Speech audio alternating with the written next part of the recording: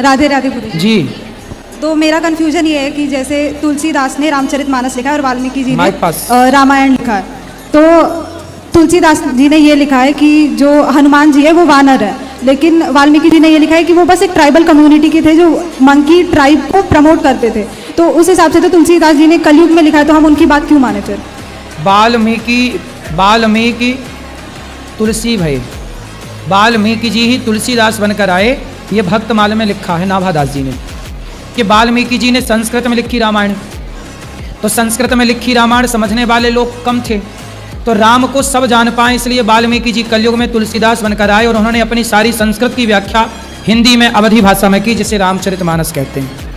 तो उसमें फिर डिफरेंस क्यों है? क्योंकि रामचरित शतकोटि अपारा। रामायण कितनी है? सॉरी, रामायण कितनी है? कितनी है मतलब? आपसे मैं पूछ रहा हूँ रामायण कितनी है? कितनी? रामायण एक ही है। नहीं, वाल्मीकि रामायण, भुसुंडी रामायण, आनंद रामायण, राधेश्याम रामायण, ऐसे करोड़ों रामायण हैं। उन करोड़ों रामायण में करोड़ों बार का चरित्र है। भगवान के चरित्र कोई एक थोड़ी है। राम जी कोई एक बार थोड़ी आए। त्रेता जब आया तो राम जी आए, रावण बदल गया, कोई और रावण बना, जय विजय रावण बने, प्रताप भानु रावण बना एक बार, तो एक बार शिव के गण रावण कुंभकर्ण बने। तो जैसे आपके गांव में रामलीला होती है ना, तो रामलीला तो सेम है, पर पात्र बदल गए। पहले सीता कोई और बनी थी, अब कोई और, राम कोई और बना, अब कोई और, है ना। तो रामायण तो सेम थी, लेकिन पात्र क्या हुआ?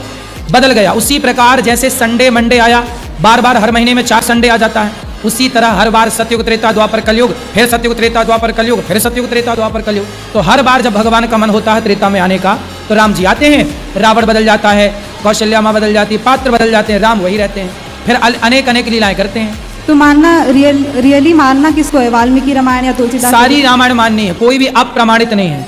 काकभूषुंडी रामायण में भी कुछ कथाएं हैं जो यहाँ नहीं है, वो वहाँ है। ऐसा है ना बेटा कि राम जी की कथाएं अनंत हैं। कितनी है? अनंत। उन्हें लिखा ही नहीं जा सकता एक में, इसलिए अनेक बनी, कुछ यहाँ है तो कुछ वहाँ है, कुछ वहाँ। जैसे पुस्तक एक होती है, पर एक पुस्तक में पाठ अनेक होते हैं। जैसे मुंशी प्रेमचंद्र जी हैं, उन्होंने कहानियाँ लिखी, पंच परमेश्वर, गबन लिखा, गोदान लिखा। अब गोदान जो है वो कहानी पंच परमेश्वर की पुस्तक में थोड़ी लिख सकते थे, तो उन्हें बहुत सारी पुस्तकें लिखनी पड़ी। उसी तरह एक पुस्तक में राम जी की कथा आती ही नहीं, इसलिए अलग अलग समय पे अलग अलग चीज़ें लिखी गई। एक रामायण हनुमान जी ने भी लिखी थी, पर उसे उन्होंने विसर्जित कर दिया था। और ये भी क्वेश्चन है कि जैसे हमारा जब ह्यूमन का डेथ होता है, उसके बाद में फिर वो अपने कर्मों के हिसाब से नर्क में जाते हैं। फिर उनको जैसे गरुड़ पुराण के हिसाब से शायद वहाँ पे उनको तब तक उनको पनिश किया जाता है जब तक उनका कंप्लीट नहीं हो जाता। फिर 84 लाख योनियाँ भी होती हैं। तो इतना सब होने के बाद भी फिर ह्यूमन बर्थ जब होता है तो उसमें किस मतलब पापों का कर्म मिलता है? सारे पाप नरकों में नहीं भोगे जाते। ये बताओ, डॉक्टर बड़े हॉस्पिटल में कोई भर्ती है, तो आपने डॉक्टर ने छुट्टी कर दी, अरे ये आदमी अब को ठीक, छुट्टी कर दी, लेकिन छुट्टी करने के बाद भी दवाइयाँ महीने भर चलती हैं कि नहीं? हाँ। ड्रेसिंग महीने भर चलती है कि नहीं? अब आप किसी को फ्रैक्चर हो गया, फला हो गया, तो उसकी छुट्टी तो होगी हॉस्पिटल से, लेकिन अभी भी उसकी ड्रेसिंग चल रही है, अभी भी उसकी पट्टियाँ बदल रही हैं, अभी भी उसकी दवाई चल रही है, अभी भी परहेज चल रहा है कि नहीं? छुट्टी हो गई मतलब ये नहीं कि आप बिल्कुल दौड़ने लग गए। उसी तरह नर्क से आप बड़े बड़े जो पाप ऑपरेशन हॉस्पिटल में हो गया, बाकी ड्रेसिंग बाकी आप करते रहना, कराते रहना। यही है कि बड़े बड़े पाप तो आपको नर्क में भोगा लिया जाता है, छोटे छोटे पाप जो आपने किए वो आपको यहीं आके भोगने पड़ते हैं। कुछ 84 लाख योनियों में भोगने पड़ते हैं। 84 सबसे बड़े VIP पाप तो नर्क में, उससे थोड़ा कम पाप 84 लाख योनियों में, उससे भी जो थोड़ा कम पाप थे वो यहीं आके भोग रहे हैं लोग। और एक लास्ट क्वेश्चन है कि जैसे आपका एक पॉडकास्ट था जो मैंने एक क्लिप देखी थी जिसमें आप बोल रहे थे कि जो रेप केसेस होते हैं या सेक्सुअल असॉल्ट इस टाइम पे होता है वो लड़कियों की वजह से होता है। नहीं, ऐसा कभी नहीं बोला आपको। नहीं, मैंने सुना था, तो उसमें वो सुनने और सुनाने का तरीका गलत रहा होगा। आपने सुनी गलत चीज़ होगी, मीन्स आपने पूरी बात ना सुनी होगी, बीच की 30 सेकंड की बात सुन ली होगी। हाँ, लेकिन मेजरली अभी जैसे 4 महीने की लड़की से लेकर 70 या 80 ईयर्स की जो औरतें होती हैं उन तक भी होता है। तो मेन प्रॉब्लम इस चीज़ का है कि हमारे इंडियन एजुकेशन सिस्टम में सेक्स एजुकेशन इतना ये लोग प्रमोट नहीं करते हैं। जैसे गवर्नमेंट स्कूल्स में भी अगर कोई चाइल्ड है, समझो 15-16 ईयर्स का, अगर उनको कोई प्रॉब्लम है तो ये चीज़ें बोली क्यों नहीं जाती हैं? फिर बोलना चाहिए, सही है, आपकी बात ठीक है।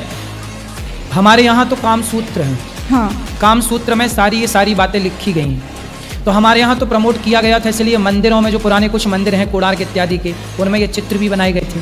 तो हमारे यहाँ तो प्रमोट किया गया था, लेकिन मुगल आए ना तो हमारे सारे धर्म ग्रंथों को, सब चीज़ों को ख़त्म कर दिया।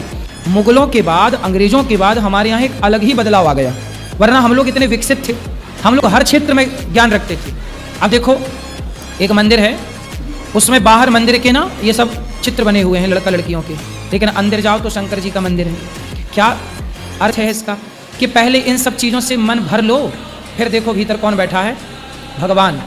तो यही अर्थ था इन मंदिरों को बनाने का, कि तुम पहले इनसे तृप्त हो जाओ, फिर जाके ईश्वर की आराधना करना, तब तुम्हारा चित्त भटकेगा नहीं, स्थिर एक शिवलिंग में, एक भगवान में लग जाएगा। तो उद्देश्य, भीतर कौन बैठा है, भगवान, हाँ। बाहर कौन है, चित्र है गलत, वो गलत नहीं है।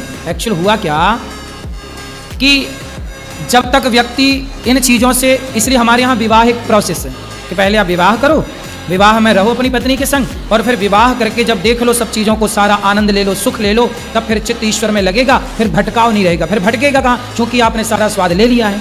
इसलिए हमारे यहाँ ये सिद्धांत था बड़ा गहरा, लेकिन अब इसे लोग समझ नहीं पाए, इसे अब सिलेबस में पढ़ा। अब भारत की शिक्षा कहाँ पढ़ाई जा रही है? हाँ। सारा हमारे देश में मैकाले की शिक्षा पढ़ाई जा रही है।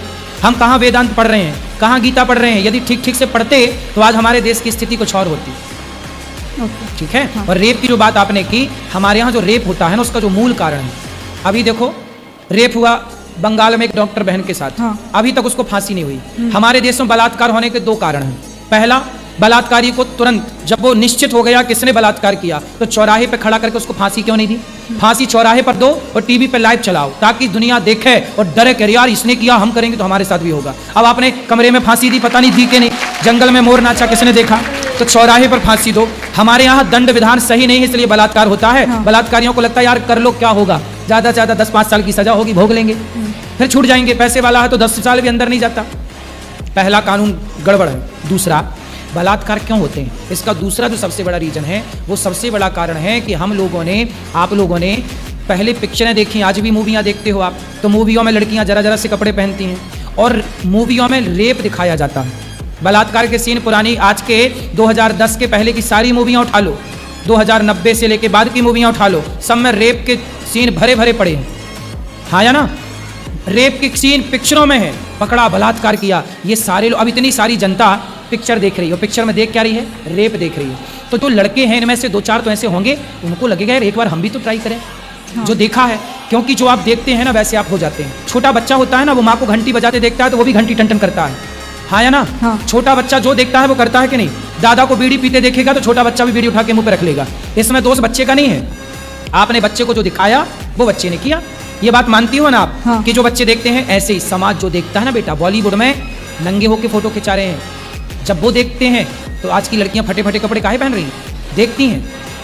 वो कम कम कपड़े क्यों पहन रही हैं, उनकी गलती नहीं है, देख रही हैं। बलात्कार क्यों हो रहे हैं, चीजें मोबाइल पे, सरकार गंदी गंदी पिक्चरों पे बैन क्यों नहीं लगा रहा, क्यों तुम्हारे मोबाइल पे गंदी पिक्चरें चल रही हैं? हाँ। जब देखेगा वही तो भरेगा क्या मस्तिष्क में, वही। फिर कोई भी लड़की मिलेगी वो उसे उसी नजर से देखेगा और अपनी भरी वासनाओं को वो उस पर उड़ेलेगा, वो उसके साथ दुराचार करेगा, क्योंकि जो अंदर है वही तो बाहर निकल रहा है। हाँ।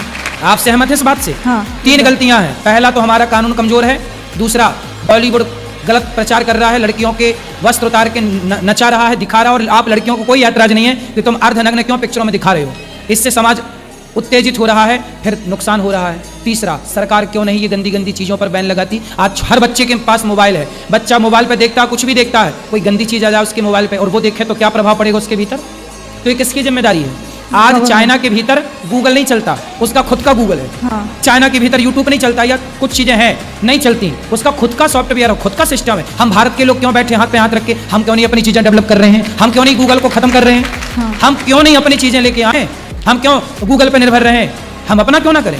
हम क्यों नहीं अपना कानून बनाए कि नहीं हमारे देश में कोई गंदी फोटो, गंदी चीज यूट्यूब हो, गूगल हो, अन्य प्लेटफॉर्म हो, कोई वायरल नहीं कर सकता? क्यों नहीं प्रतिबंध है? हमारे यहाँ कुछ भी चलता है, कौन जिम्मेदार है इनका? मेन प्रॉब्लम तो गवर्नमेंट है। फिर 3 लोग जिम्मेदार हैं, मैंने तीनों के नाम बताए। हाँ। अब चौथा कोई आपको पता है तो आप बताओ। चलो ठीक। गुरुजी, हम जैसे एकादशी को उपवास रहते हैं तो दूसरे दिन जैसे बोलते हैं कि साधु या किसी को खाना खिला के फिर खाना चाहिए, अगर वो पॉसिबल ना हो तो फिर हमें क्या करना चाहिए?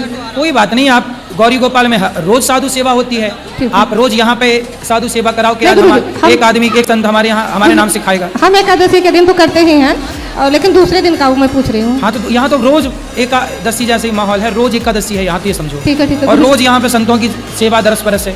द्वादशी को भी आप यहाँ सेवा कर दो और आप घर में खाओ। ठीक है। गुरुजी, आपने बोला था चाय में जहर होता है ना, कि हमारी 6 साल की बेटी है, ये नहीं पीती है, बोलती है राधे राधे गुरुजी बोलते हैं तो मैं नहीं पीऊंगी। वैसे हम भी नहीं पीते हैं, लेकिन अभी पुणे से आए हैं तो यहाँ थोड़ा एक बार पी लिए थे, तो लेकिन इसलिए कोई बात पिया। नहीं। ओके ओके, राधे राधे गुरुजी। खुश रहिए।